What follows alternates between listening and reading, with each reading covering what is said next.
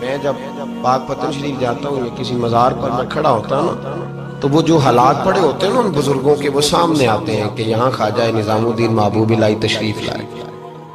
دیکھیں نا، اگر کوئی بندہ سوچے تو ہو سکتا ہے کہ اس کا کلیجہ پھٹنے کو آئے جب خواجہ نظام الدین صاحب کہتے ہیں کہ جو باب جنت ہے نا بابا فرید صاحب کا، کہتے ہیں ایسی باب جنت نہیں، فرماتے ہیں جب بابا صاحب کا وصال ہوا تو بابا صاحب وہیں لیٹے ہوئے تھے جہاں آج ان کی مزار ہے، اور ان کے سرانے بالکل جس جگہ کو لوگ باب جنت کہتے ہیں وہاں میں نے رسول پاک کو کھڑے ہوئے دیکھا ہے۔ اب کوئی آدمی حضور کی خوشبو محسوس، اس کا ایک ارادہ بن گیا نا کہ یہاں حضور کھڑے تھے، اس پر کیفیت کیا تاری ہے، اس پر انداز کیا ہوگا، اس پر وارد کیا ہوگا، وہ کہاں پہنچ جائے گا ایک دو منٹ کے اندر۔ تو یہ تو اس وقت ہے جب اس کے محسوسات ہوں گے، جب وہ نظریاتی طور پر اس بات سے متفق ہوگا، جب وہ خوشبو محسوس کرنے کی صلاحیت رکھتا ہوگا۔ ایک بات عذرائے محبت ہے، کہہ دیتا ہوں چونکہ سوالات ہوتے رہتے، کہہ دیتا ہوں۔ اعلیٰ حضرت کے ایک مرید تھے مولانا حشمت علی خان صاحب، بڑے تگڑے آدمی، جن لوگوں کی پوزیشن بڑی سخت فاضل لوگ ہوتے ہیں نا، اور حاضر جواب ایک منٹ سے پہلے پاک پتن شریف گئے تو باب جنت سے گزر کے آئے۔ باب جنت سے کسی ہمارے عالم نے نہیں لکھا کہ جب وہاں سے گزر گیا اب توبہ نہ کرے اور کوئی اچھا عمل نہ کرے تو جنت میں جائے گا، بس یہ کہا کہ ایک دروازہ ہے جہاں خواجہ نظام نے حضور علیہ السلام کو کھڑے دیکھا، گزر جائے کوئی تو الحمدللہ اس کے لیے ایک برکت ہے۔ لیکن کسی شخص نے یہ نہیں کہا کہ اب وہاں سے نکل کے آ جائے اور معاذ اللہ جھوٹ بولے، جو مرضی کرے اور کہ میں جنتی ہو گیا۔ یہ معنی کسی بندے نے بھی بیان نہیں کیا۔ ہاں، وہاں سے گزر کے آئے، سچی توبہ کرے، بعد میں اپنے اعمال پہ محنت کرے، اللہ اس کی اسے برکت عطا کرے گا۔ فرماتے میں پاک پتن شریف سے ہو کے آیا، رش بڑا تھا، اس کے ایام تھے، تو باب جنت سے گزر کے آیا تو میں بس کی چھت پہ بیٹھ گیا۔ کچھ اور لوگ بھی تھے، تو ان میں سے کچھ ایسے صاحبان بھی تھے جن کو بیماری ہوتی ہے چھیڑ کے رکھنے کی، کوئی نہ کوئی بات کیے رہتے، یہ ہو گیا تو وہ ہو گیا۔ کہتے ہیں انہوں نے بات چھیڑ دی، مولانا کہاں سے آ رہے؟ تو میں نے کہا پاک پتن شریف۔ تو کہنے لگے کہ آپ وہ بہشتی دروازہ جس کو کہتے ہیں باب جنت، وہاں سے بھی گزرے ہیں؟ کہنے لگے الحمدللہ، لائن تو بڑی لمبی تھی پر موقع مل ہی گیا ہے، گزر گیا ہوں وہاں سے۔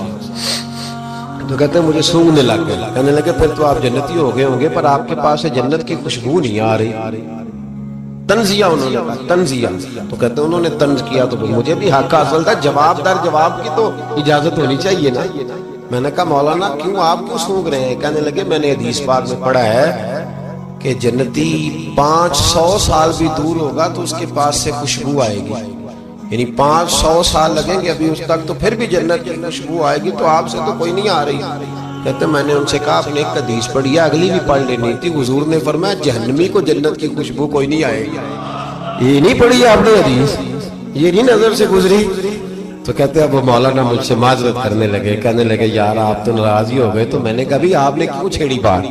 میں نے آپ سے کوئی ڈسکس کیا؟ آپ نے پوچھا کہاں سے، آپ پھر آپ ہی نے کہہ دیا کہ وہاں سے گزرے کہ نہیں جنتی دروازے سے، پھر آپ نے ہی اعتراض کر دیا، تو پھر ہمیں اتنا تو حق حاصل ہے نا، ہم آہ بھی کرتے ہیں تو ہو جاتے ہیں بدنام، اور تم قتل بھی کر دو تو چرچا نہیں ہوتا، ہمیں بھی تو حق حاصل ہے نا، اتنا تو جواب در جواب ہم دے سکتے۔ حضرت بابا فرید الدین گنج شکر رحمت اللہ تعالیٰ علیہ کی اماں کہتی ہیں جب میرا بیٹا پیدا ہونے والا تھا تو میں رب کی بارگاہ میں دعا کرتی تھی، اللہ اگر تو مجھے بیٹا دے تو اس طرح کا دینا بیٹا میرا ہو پر بندہ تیرا ہو، اے اللہ اگر بیٹا دینا تو اس طرح کا دینا میرے اللہ، اس طرح کی مجھے اولاد دینا کہ دودھ وہ میری چھاتی سے پیے پر شکر تیرا ادا کرے، اے اللہ اگر بیٹا دینا تو اس طرح کا دینا کہ قوت روٹی روزی وہ زمین پہ کھائے لیکن اسی زمین پر وہ تیرے دین کا سپاہی بھی بنے، وہ مجاہد فی سبیل اللہ بھی بنے۔ حضرت بابا صاحب کہتے ہیں مجھے شکر پسند تھی، اماں بڑے جتن کرتی ہے بیٹے کے لیے، بڑا کچھ کرتی ہے، تو بیٹے روٹی ٹائم پہ کھانا بلا کا، کہتے ہیں مجھے شکر پسند تھی۔ میری اماں سردیوں کے ٹھنڈے موسم میں اٹھ کے میرے لیے پانی بھی گرم کرتی، مصلی بھی بچھاتی، اور پھر ایک پڑیا شکر کی بنا کے میرے مصلی کے نیچے بھی رکھتی، کہتی بیٹا نماز پڑھے تو اللہ شکر دیتا ہے۔ آپ فرماتے ہیں میں روز نماز کی 5 نمازوں کے وقت مصلی اٹھاتا تو پڑیا شکر کی ملتی، سکول اور مدرسے کے میں اپنے کلاس فیلوں کو بھی کہتا نماز پڑھو بڑی پیاری شکر ملتی ہے، کہتے میں روز شکر کھاتا۔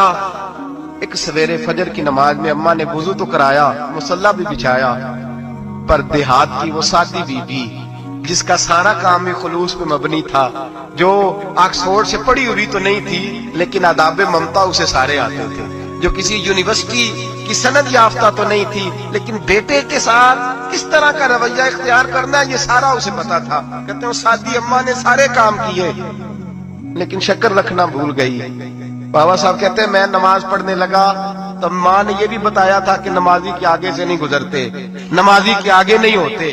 اب اماں کہتی ہے میں مجبور ہوں، درس بھی میں نے دیا ہے، بھول گئی ہوں، اب شکر رکھنے جاؤں گی تو پردہ کھل جائے گا۔ ایک کونے میں لگ کے ماں روئی، بیٹے کی شفا کے لیے نہیں، بیٹے کی نوکری کے لیے نہیں، بیٹے کے اچھے مستقبل کے لیے نہیں، ماں روئی، آنسو بہے تو کہتی کیا ہے، اے اللہ میں اسے اپنے آگے جھکانے کو جتن تھوڑی کرتی تھی، تیرا بنانے کے جتن کرتی تھی۔ اے اللہ مہربانی فرما، میری پردے داری کر، اگر راز کھل گیا تو میرا فرید نماز نہ چھوڑ جائے۔ بابا صاحب کہتے اماں تڑپتی رہی اور میں نے نماز پڑھ کے مصلی اٹھایا، پہلے پڑیاں ہوتی تھی اب تو پورا دریا شکر کا بہ رہا ہے۔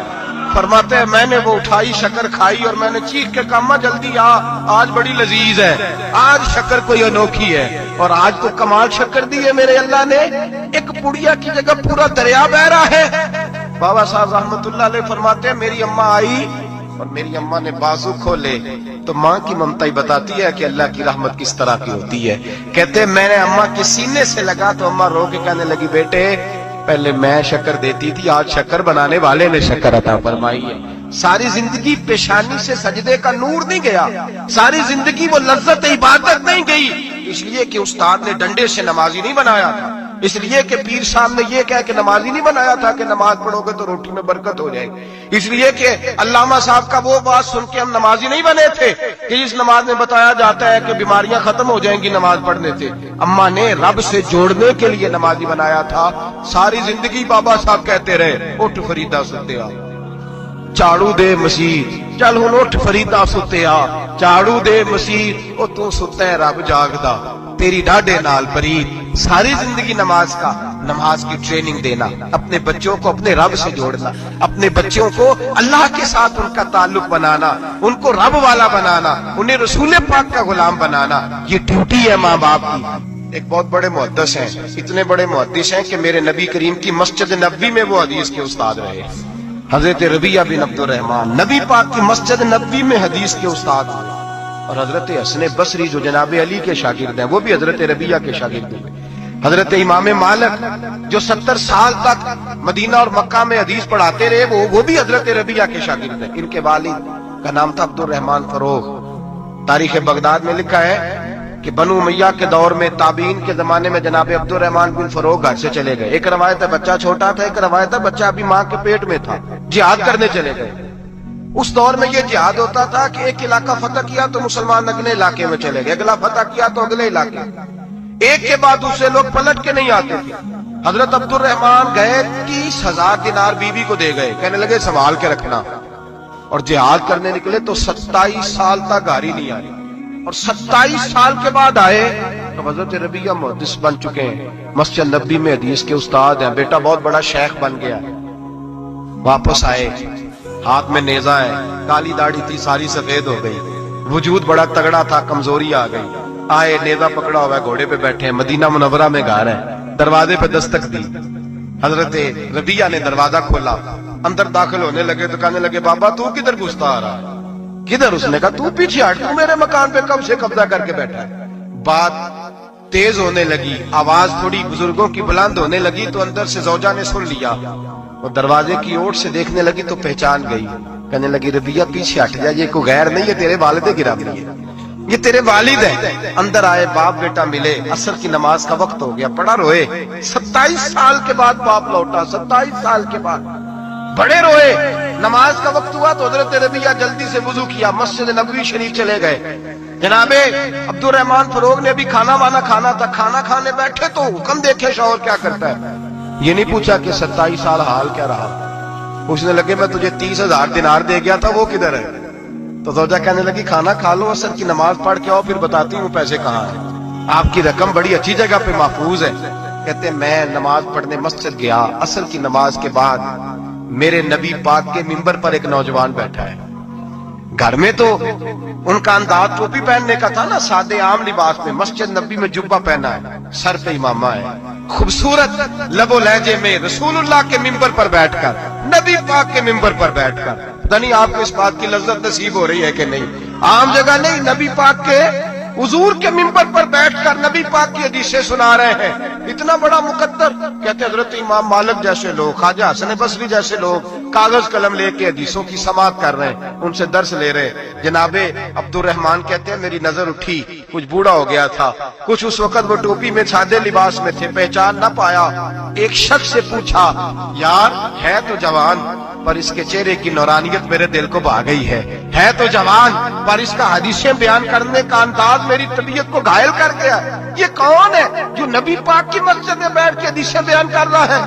तो कहते इमाम मालिक कहने लगे, बाबा जी चुप कर जाओ, हमारे उस्ताद के बारे में ऊंचे लबो लहजे में बात ना करना। देखते नहीं कितने कितने लोग बैठे हुए खामोशी से। तो मैंने कहा मुझे भी तो बता दो ना, है कौन?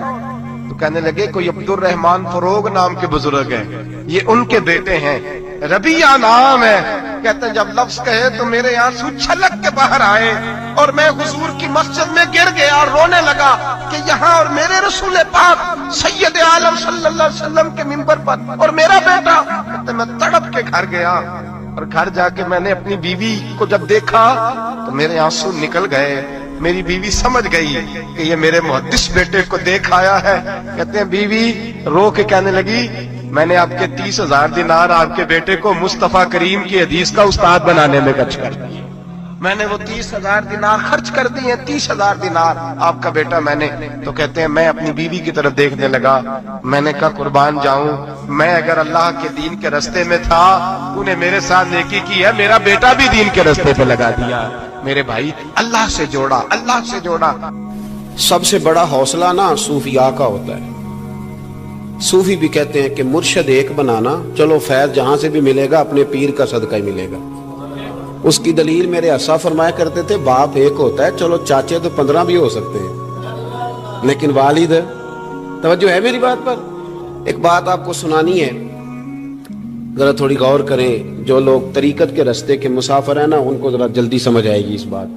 बाबा फरीदुद्दीन गंज शकर रहमतुल्लाह ताला अलैह के एक मुरीद थे हज़रत जमालुद्दीन हांसवी। बाबा साहब को मुरीद से बड़ा प्यार हो गया। वो हांसा के रहने वाले बाबा साहब पाक पतन के, तो वो बेचारे अकेले भाई थे, वालिद भी फौत हो गया तो माँ बूढ़ी थी। बाबा साहब ने उनसे कहा कि तू पाक पतन आ जा। कहने लगे हुजूर माँ नहीं इजाजत देती, अगर आप कहते हैं तो आ जाता हूँ। तो बाबा साहब फरमाने लगे, अगर नबी पाक ने अवैस करनी को बुलाया होता तो मैं भी तुझे बुला लेता, लेकिन नबी करीम अलैहिस्सलाम ने उन्हें नहीं बुलाया तो लिहाजा मैं तुझे भी नहीं बुलाता। लेकिन प्यार बड़ा था तो बाबा साहब कहने लगे, चल तू पाक पतन नहीं आता तो मैं तो तेरे गांव आ सकता हूँ। 3 साल बाबा जी मुरीद की खातर उसके गांव में चले गए। उन भी पीर टोल जाते ने मुरीद की खातर, पर मुरीद बाजारों वाला होना चाहिए। गरीब हो तो फिर उन्होंने राह औखा लगता है, फिर मुश्किल होता है। चले जाते हैं, आप भी चले जाते हैं। माड़ा है तो कहने तू जुमेराती आई सवेरे 8 बजे, हाँ तू किधर आ गए। तगड़ा है तो कहते ने तू बड़ी लेट आया, तू तो राती ख्वाब विच भी आया सवेरे। खुदा बंदा ये तेरे सादा दिल बंदे किधर जाएं, शहनशाही भी अय्यारी है और जो है वो फकर भी अय्यारी है, शहनशाही भी अय्यारी। मेरे भाई सुने, बाबा साहब ना 3 साल मुरीद के यहाँ चले गए। 3 साल हांसा में आपने क़याम फरमाया, 3 साल। वालदा तो उनकी जल्दी इंतकाल कर गई, लेकिन बाबा साहब वहीं रह गए थे। वो हजरत जमालुद्दीन बड़े खूबसूरत थे, बड़े प्यारे थे, वैसे भी अदाएं बड़ी अच्छी थी उनकी, आलिम फाजिल। हजरत ख्वाजा बहाउद्दीन ज़करिया मुल्तानी एक दफा पाक पतन आए बाबा फरीद साहब को मिलने, तो उन्हें जमालुद्दीन हांसवी पसंद आ गए। उन्होंने मुल्तान जाके बाबा फरीद को खत लिखा कि मेरे सारे मुरीद और खुलफा ले ले, पर अपना जमालुद्दीन मुझे दे दे। तो बाबा साहब ने जवाब में एक की जुमला का और बड़ा शानदार कहा। कहने लगे, बहाउद्दीन हद करते हो, कभी किसी ने अपना जमाल भी किसी को दिया है? ये तो मेरा जमाल है, ये भी कभी किसी ने किसी को दिया है? अल्लाह अकबर। उन्होंने ना कोई रूहानी कशिश डाली हजरत जमालुद्दीन हांसवी के दिल पे। तो बाबा साहब असबाक पढ़ा रहे थे शागिर्दों को, तो हजरत जमालुद्दीन हांसवी आ गए। आके कहने लगे, हुजूर मैंने मुल्तान जाना है। बाबा साहब ने फरमाया, कोई काम है, कोई मजबूरी है, कोई रिश्तेदारी है? समझ गए बाबा फरीद साहब के मामला पीछे से गड़बड़ हो गया। کیا مسئلہ ہے؟ کہنے لگی حضور میں نے حضرت بہاؤالدین زکریا سے ملنا ہے۔ محبت میں شراکت داری نہیں قبول ہوتی نا، باقی معافیاں مل جاتی ہیں، شراکت داری کی کوئی معافی یہ تو نے کیوں کی؟ شریک تو نے کیسے بنا لی؟ ایک در پھڑیے تے محکم پھڑیے تے ایک دئی ہو کے مریے، یہ تو نے کیا کیا؟ فرمانے لگے اچھا بہاؤالدین زکریا سے ملنا ہے؟ کہا ہاں۔ پیار بڑا تھا بابا صاحب کا خواجہ بہاؤالدین زکریا سے، محبت بڑی تھی۔ فرمایا اچھا میں تیری خاطر یہاں آیا ہوں اور تو نے کوئی قدر ہی نہیں ڈالی، تو کہتے آگے جانا ہے، جا اب تو اسی کے پاس جائے گا۔ حضرت جمال الدین آنسوی کہتے ہیں میں نکل آیا پر سینے کا نور سارا رخصت ہو گیا، نہ میں ملتان جا سکا اور نہ میں بابا صاحب کا رہ سکا۔ 3 سال ہو گئے معافیاں مانگتے، پر بابا صاحب نے فرمایا یار میں تیری خاطر بڑھاپے میں یہاں آیا اور تو نے سوچا ہی نہیں، تو نے قدر ہی نہیں ڈالی، تو نے یہ کیا کیا میرے ساتھ؟ ایک تاجر آیا کرتا تھا بابا فرید صاحب سے ملنے سال کے بعد، وہ آیا تو اس نے لوگوں سے پوچھا کہ وہ کدھر ہے جمال الدین جس سے سلام لے کے بابا صاحب سے لوگ ملتے تھے، جو رستہ تھا بابا صاحب کی طرف جانے کا؟ کہا وہ تو روڑی کے ڈھیر پہ بیٹھے۔ وہ ملنے گئے اور جب جا کے ملے نا حضرت جمال الدین سے تو وہ رو پڑے۔ کہا کیا ہوا؟ کہنے لگے بس ہوا یہ کہ میں اس کی قدر نہیں ڈال سکا، جو قدر مجھے کرنی چاہیے تھی نا یار کی میں وہ قدر کر سکا، میں قدر نہیں کر سکا، یہ مجھے سزا ملی۔ کہا ان سے کہنا معاف کر دے۔ وہ تاجر بڑا پیارا تھا، بابا صاحب رات کو پیر دبا رہا تھا، وہ تاجر بابا صاحب کے، اس کا خیال تھا لوگ سارے جائیں گے تو بات کروں گا، پیر دباتے دباتے ساری دنیا چلی گئی، وہ بیٹھا رہا۔ بابا صاحب بولے، فرمانے لگے جاتا کیوں نہیں؟ جمال الدین کی بات کرنی ہے، جمال الدین کا ذکر کرنا ہے، چل کر۔ میں کہا حضور اب دیکھا نہیں جاتا، مہربانی فرمائیں۔ فرمایا یار اس نے دیکھ میرے ساتھ کیا کیا ہے، میں علاقہ چھوڑ کے یہاں آیا اس کی خاطر، اور وہ کہتا ہے میں نے آگے جانا ہے، اس نے توجہ ہی نہیں کی، اس نے میری محبت کو سمجھا ہی نہیں۔ فرمایا اسے کہنا میں اسے بھولا نہیں، میں روز اس کے لیے دعا کرتا ہوں، جا تو کہتا ہے تو اسے لے آ۔ حضرت جمال الدین ہانسوی جب آئے نا، اللہ والے پھر بھی سامنے والے پہ الزام نہیں ڈالتے، جب آئے نا تو کمزور ہو گئے تھے، وجود کمزور ہو گیا، آنکھیں باہر نکل آئیں، تو حضرت بابا صاحب انہیں دیکھ کے نا انہیں پھر بھی کچھ نہیں کہا، کہنے لگے فرید الدین، اپنے آپ کو مخاطب، فرید الدین یہ تو نے کیا کیا؟ کوئی اپنے جمال کا اس طرح کا حال بھی کرتا ہے؟ ان کو جب معافی ملی تو وہ رو پڑے، کہنے لگے حضور میرے لیے دعا کریں، اب میں رضا میں ہی پردہ کر جاؤں۔ ان کا انتقال ہوا اور بابا صاحب نے خود جنازہ پڑھایا۔ سنو بخاری شریف، سنو بخاری، صحیح بخاری، حضرت عمر فاروق رضی اللہ تعالیٰ عنہ فرماتے میں تورات پڑھ رہا تھا، نبی پاک علیہ السلام مسجد نبوی میں آئے تو میں تورات پڑھ رہا تھا، تورات۔ حضور نے آتے پوچھا عمر کیا کر رہے ہو؟ یا رسول اللہ صلی اللہ علیہ وسلم تورات پڑھ رہا ہوں جو حضرت موسیٰ علیہ السلام پہ نازل ہوئی، اللہ کی کتاب۔ نبی کریم علیہ السلام، حضرت عمر کہتے ہیں کبھی مجھ سے ناراض نہیں ہوئے، پر آج حضور ناراض ہو گئے، چہرے پہ جلال آیا، اور محبوب کریم نے فرمایا عمر مجھے اللہ کی عزت کی قسم، اگر آج حضرت موسیٰ حیات ظاہری میں ہوتے تو میرا کلمہ پڑھ کے میری فرما برداری کر، اور تو ان کی کتاب پڑھ رہا ہے، ان کی کتاب۔ مسلمان کو کسی اور طرف نکلنے کی اجازت، یہاں تو گھر میں بھوک ہو نا تو بندہ پڑوسی کے گھر سالن لینے جائے، اور اگر ہر چیز تجھے اپنے گھر ملے، ہر خیر تجھے ملے، پھر تو دائیں بائیں کیوں جائے؟ کس لیے جائے؟ تھوڑا سا اپنے اندر استقامت پیدا کریں، دین کی تہذیب کو بچائیں۔ ہم نے ساری سنتیں کیا ادا کرنی ہیں میرے بھائی؟ ایک مسواک ہے نا ہمارے گھروں سے وہ بھی رخصت ہو گئی۔ امام شورانی فرمایا کرتے تھے جس گھر میں مسواک ہو اللہ کے فرشتے اس گھر کا دیدار کرنے آتے ہیں۔ اس کی جگہ بھی ٹوتھ پیسٹ آ گیا، ذرا انگریزی کا لفظ ہے نا تو اچھا لگتا ہے، ذرا لوگوں کو پتہ چلتا ہے وی آئی پی ہو گئے سارے۔ خدا کا خوف کریں، اپنے دین کے ساتھ اپنے آپ کو وابستہ کریں۔